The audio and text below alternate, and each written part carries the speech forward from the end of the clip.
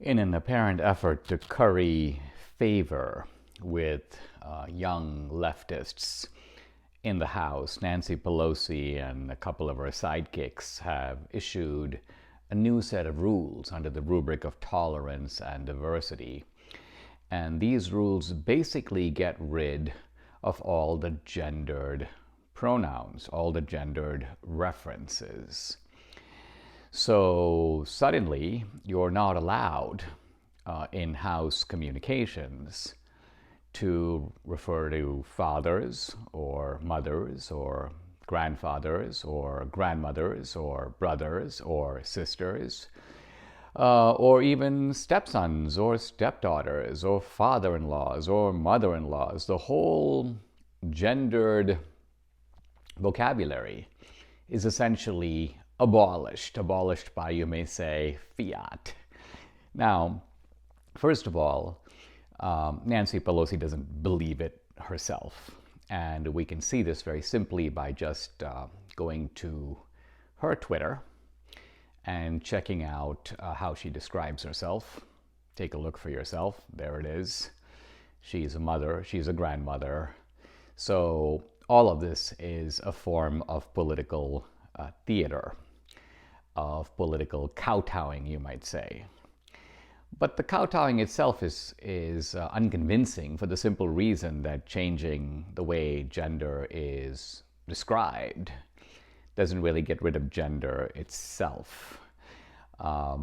Psychology, in the end, can't trump biology. I don't get to become black or Latino by saying I'm black or Latino. I remain, as you may say, nature has anointed me 100% Asian Indian. If I decided to become more adventurous and proclaim myself a toad, I don't become a toad by thinking I'm a toad. And my argument doesn't improve by saying things like, well, you know, I've always been a toad. I'm a toad inhabiting a human body. No, I'm not a toad. I can jump around all I want like a frog, and people might let me alone. But once I start demanding that people respect me as a toad, cast me in toad movies, and so on, things get a little bit much, I have to say. I think what makes all of this so stupid is it is an attempt to override what can be called the givenness of nature. Nature doesn't put us into the world as, quote, human beings. It puts us into the world as boys and girls. We come with attributes and features that are essentially given.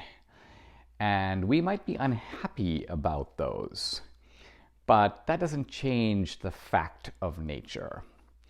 It may change how we feel about it, but at the end of the day, if we object to who we are, this really isn't a statement about nature. It's a statement about us.